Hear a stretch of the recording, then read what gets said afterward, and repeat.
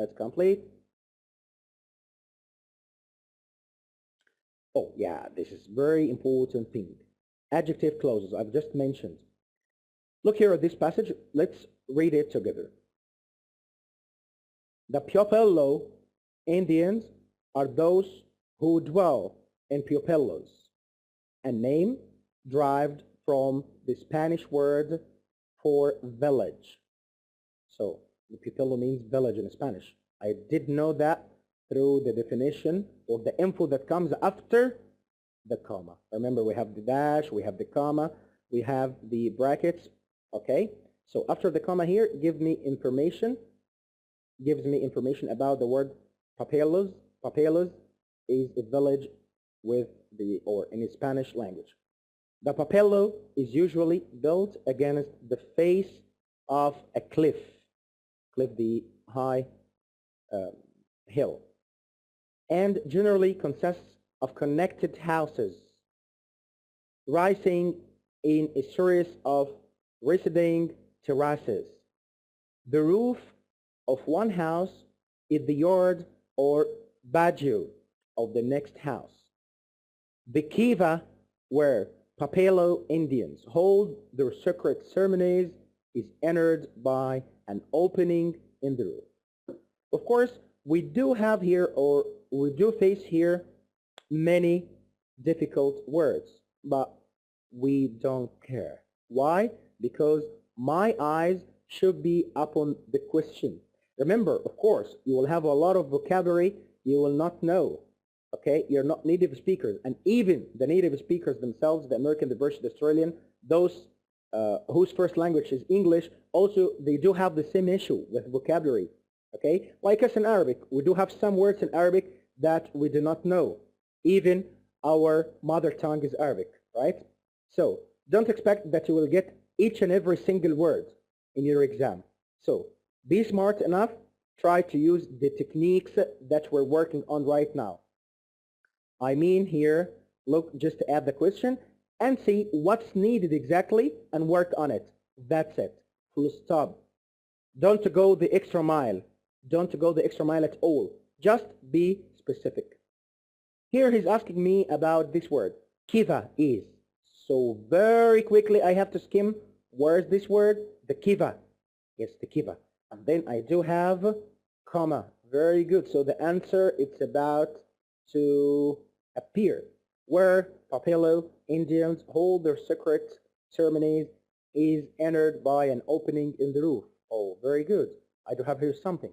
But what's this sentence? What this sentence starts with? Where Papelo Indians hold their secret. Yeah, what does it mean? Or what we call this in English? We call it adjective clause. So what does the adjective clause mean? Or what does it indicate? Very simply, look at this sentence that starts with the kiva till the raised, till the full stop. Let's analyze it. The kiva is the subject of the sentence, right? The kiva is the subject of the sentence. Remember that the subject can be more than one word, as we do have here, the kiva. Then we do have where Papelo Indians hold their secret ceremonies is entered by an opening in the roof. Also the kiva where Papelo Indians hold their secret ceremonies. All of this, it's the subject, not only the kiva. So the kiva where Papelo Indians hold their secret ceremonies, all of it is the subject. Is the verb of the sentence, and then entered by an opening in the roof, this is the complement. But the whole sentence that started from where till the end, we call it adjective clause. Why? Because all of it modifies the subject, which is the kiva. It gives me something, or gives me information about the main subject, which is the kiva. So the kiva, where Papelo Indians hold their secret ceremonies, is entered by an opening in the roof. So again, very simply, if you look at the answer here, a kiva is, I'll give you 5 seconds. Yeah. Huh? Exactly. A kiva is ceremonial room, a room for ceremonies, a room for ceremonies with such a kind of Indian people at that time. So as we can see here, also adjective clause is very important to get the meaning of a word or to know a definition of a term. We have to look at the comma and then the adverbial, or I'm sorry, the adjective clause, which modifies the subject, which tells me something about the subject. As here in this example, the kiva, what is it? Where Papili Indians hold their sacred ceremonies is entered by an opening in the roof. Okay, so this is very important. The adjective clause also one of the most important things to know or to reach the meaning of a word inside a passage. Next, reference, like these pronouns, it, these, those, they. Of course, remember, such a kind of questions you're familiar with since childhood because you've passed through many exams and you've been asked about what's the meaning of the underlined pronoun, for example, it, they, demonstrations, this, that, those, and so on. So somehow in this question, it's familiar, you're familiar with. It's not that strange. Let's see here this question. The English longbowmen didn't draw their bows, but bent them by leaning on them with one arm and the upper part of their body. This method utilized the strength of the body instead of just the arm and give the archers endurance to use the long bow for extended periods. I'll give you 5 minutes, 5 seconds just to read this part very quickly.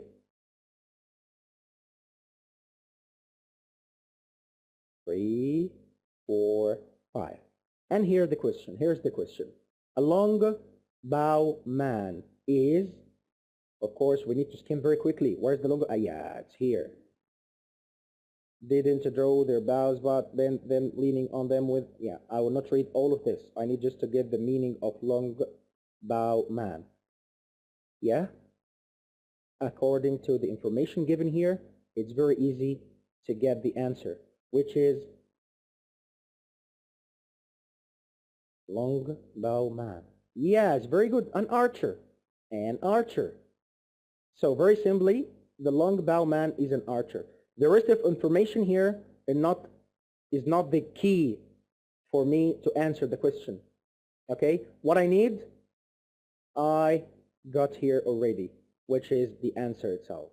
So the long bow man is an archer. Next.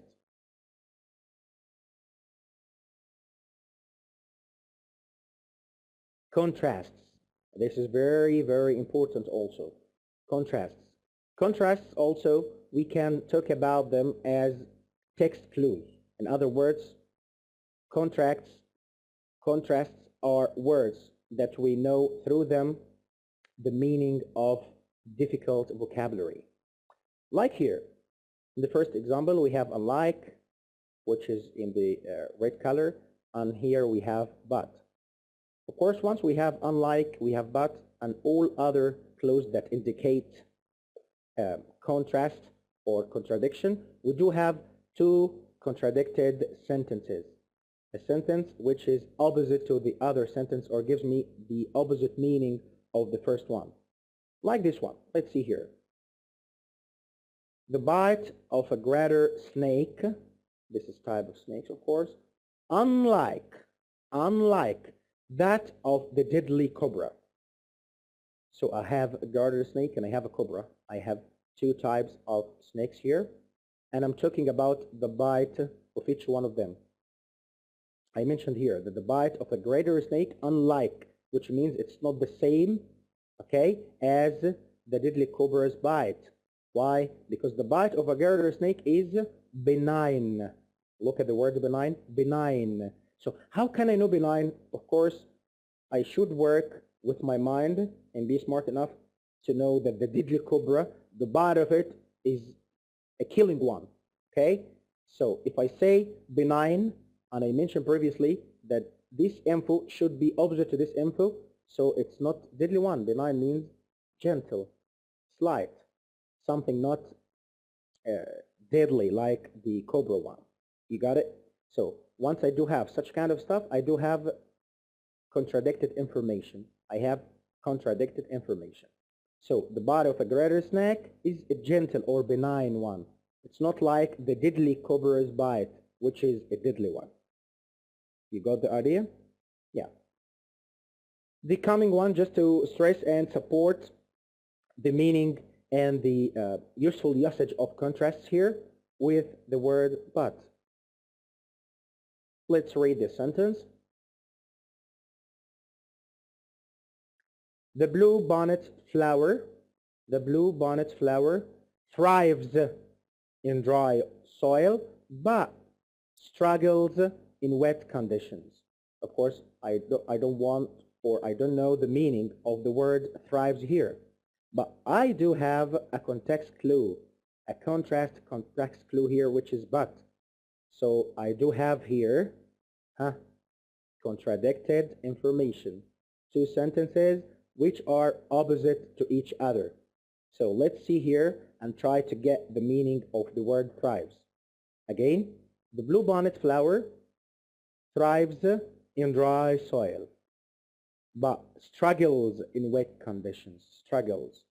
Okay, when something struggles, it needs to continue to be first. So the meaning of thrives, continue to be, but struggles in wet conditions. So thrives means continue to be healthy, successful, and so on. This is the meaning of thrives, to continue to be strong, successful. Let's see next.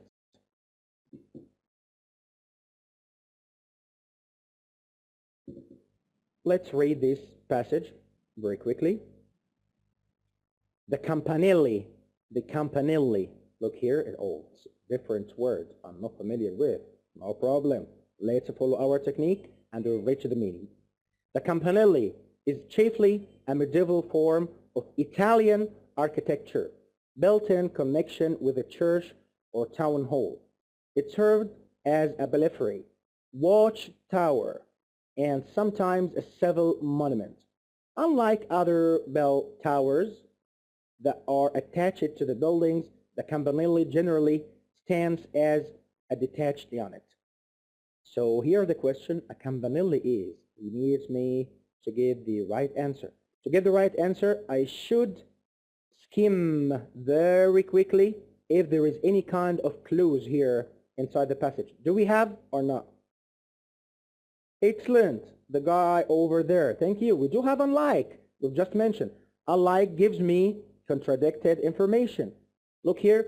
Unlike other bell towers. Oh, so this is the answer.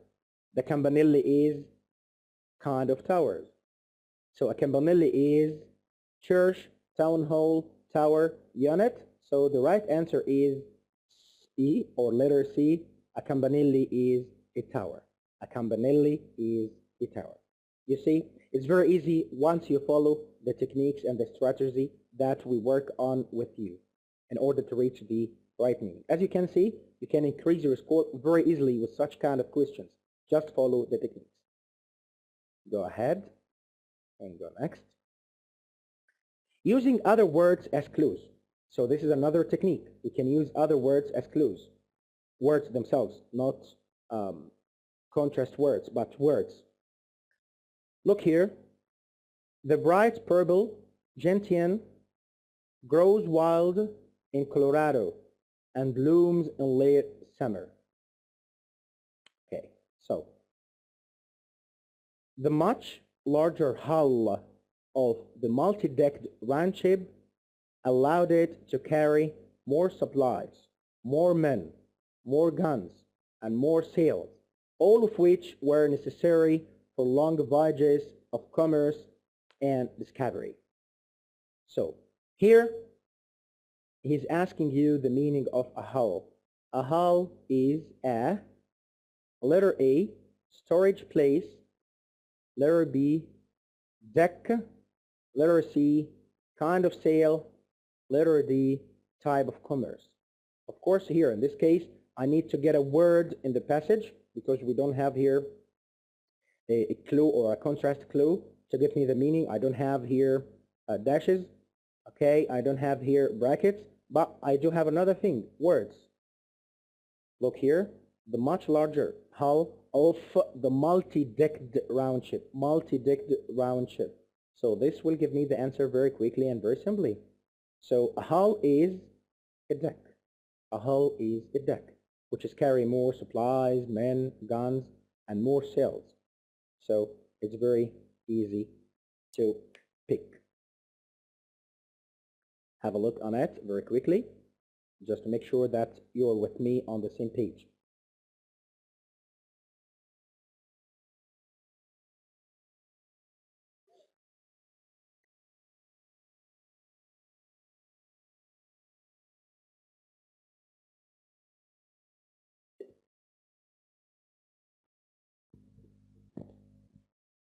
Yes, very good. Okay, you made sure it's a deck. Okay, let's go ahead.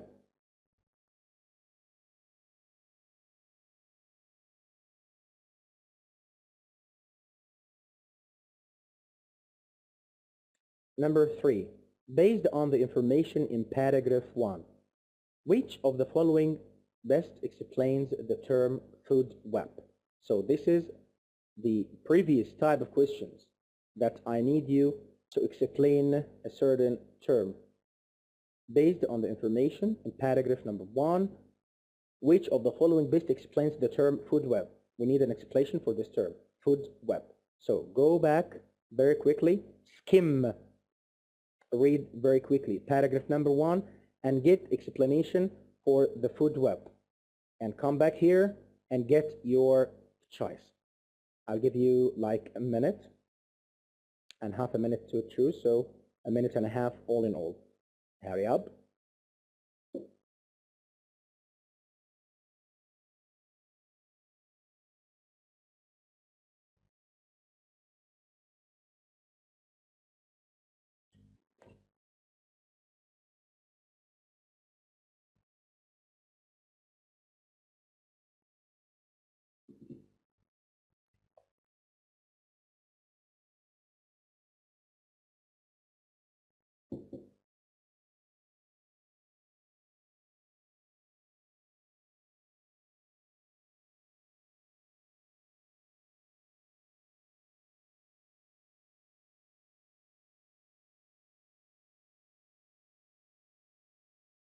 Okay, so the first sentence or statement that explains the term food web is, let's read the 4 choices together. Energy manufactured by producer organisms in the food chain. Letter B, another term that defines the food chain. Letter C, an interactive system of food chains. Letter B, primary and secondary consumers in the food chain. The right answer is, yes, very simply, an interactive system of food chains. An interactive system of food chains. This is the explanation, or the best explanation that explains the term food web. So the food web is an interactive system of food chains. Thank you. Let's go ahead.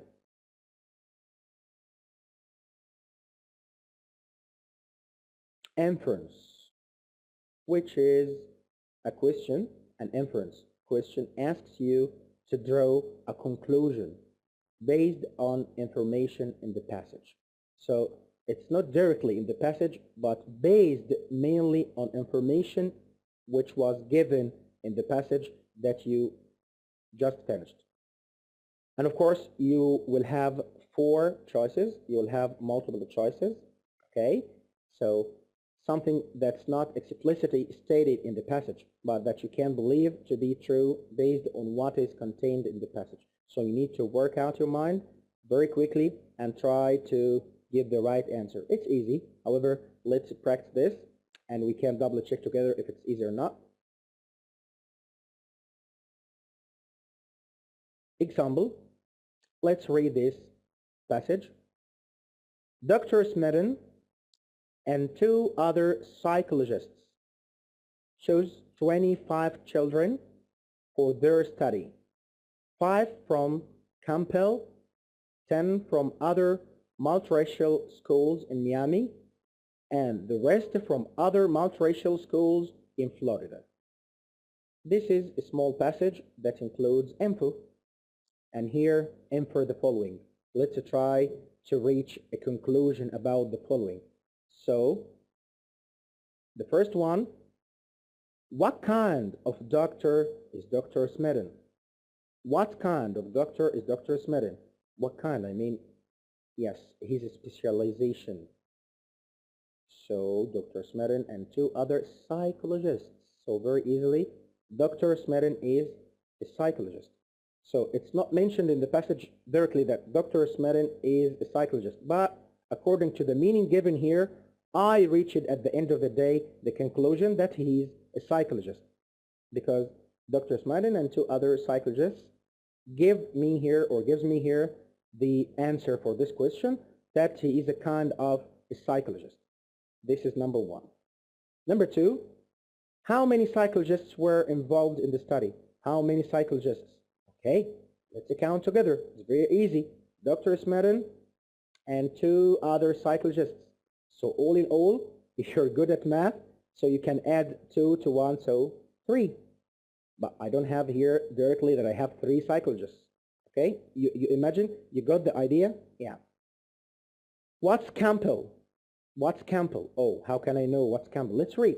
5 from Campbell, 10 from other multiracial schools in Miami. Oh, so Campbell is a multiracial school in Miami. Multiracial school in Miami. What does it mean, multiracial? I do have many races in it. Okay, I have maybe African, I do have Arabs, I do have, so multiracial school. So it's a school. Very simply, I can say Campbell is a school in Miami. Where is Miami? Oh, this is another one. Where is Miami? And the rest are from other multiracial schools in Florida. So I have Miami in Florida. Oh, I'm familiar with such a kind. Yeah, there, both of them are Miami is found in the United States of America. Okay, Miami is one of the states in the United States of America. You got it? It's very easy and simple once you're following the technique that we mentioned together. So, very simply, to reach a conclusion, you need to read, okay, and skim the passage very quickly, and you will have the information given in the passage, okay, as a way or a track to reach at the end of the day your answer, as we have answered together this example. As you can see, it's very easy and very simple. No problem with it. Have a look at it again. I'll give you like 10 seconds just to review the whole stuff. I read the example and then read the questions and answer them. Okay, 30 seconds. Someone said 10 seconds is not enough. Okay, 30 seconds, half a minute.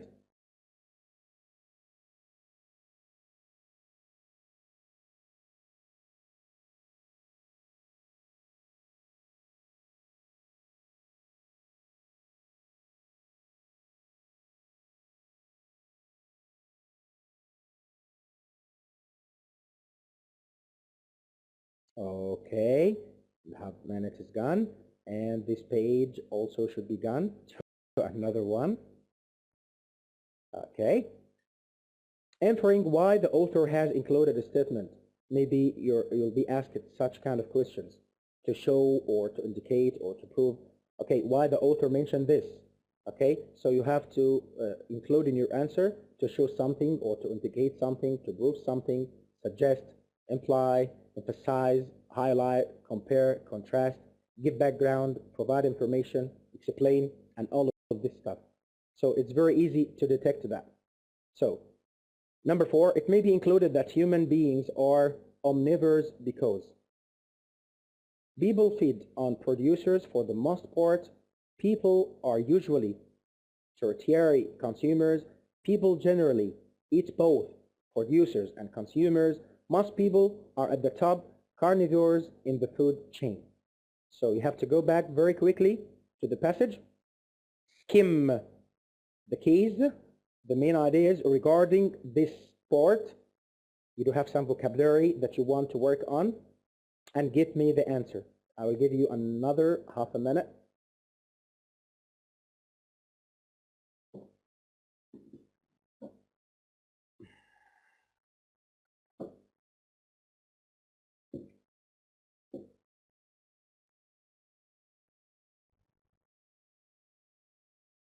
So it may be included that human beings are omnivores because, yeah, the right answer here is letter C.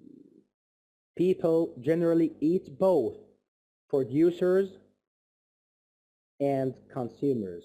Producers and consumers. So the right answer for question number 4 is letter C. People generally eat both producers and consumers. You got it? Okay. Next. Reference. A reference question asks you to identify a word or a phrase in the passage that refers to another word or phrase. Of course, we do have also 4 choices. So, again, a reference question asks you to identify a word or a phrase in the passage that refers to another word or phrase. Let's see an example to make it easier on you.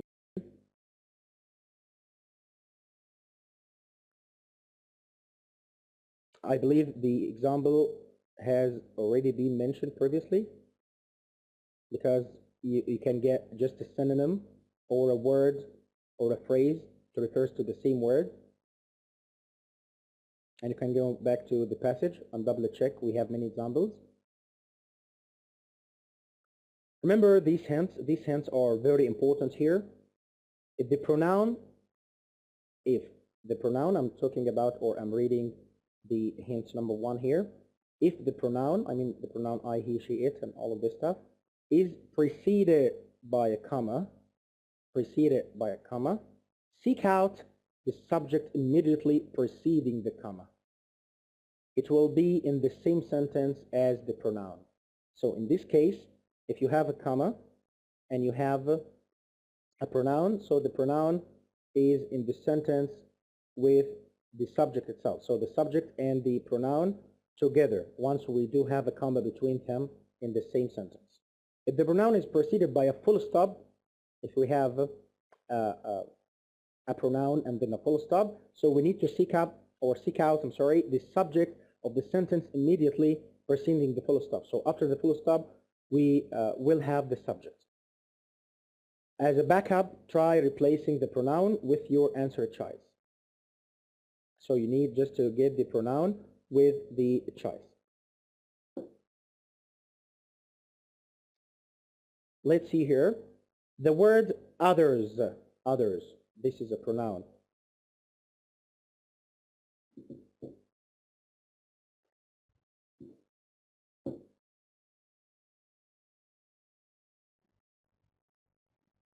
The word others in the passage refers to debris, theaters, processes, nutrients or nutrients. So we have to look back at the word others in the passage and see what does it refer to. As I mentioned previously, such kind of questions you're familiar with since childhood. Remember your comprehension passages in school. I'm giving you like half a minute.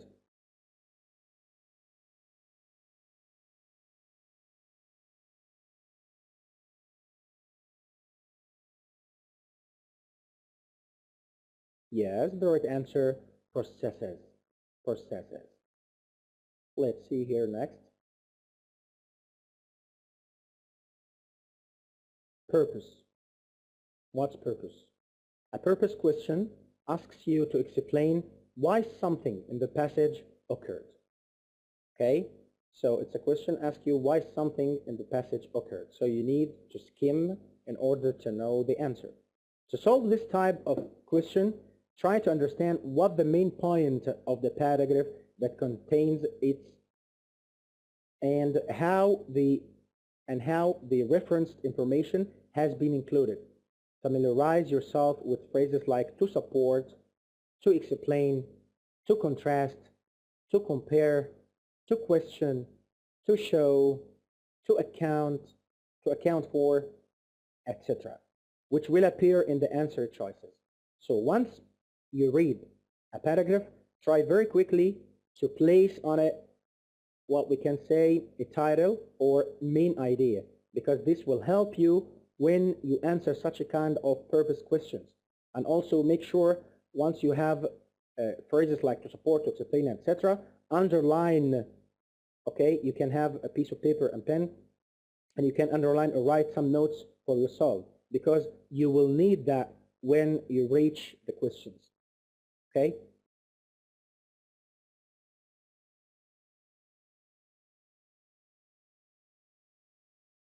Choose from our choose from four reasons.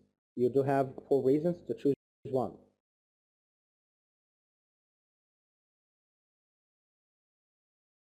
Question number 6. Why does the author mention krill in paragraph 4? Why does the author mention krill in paragraph number 4?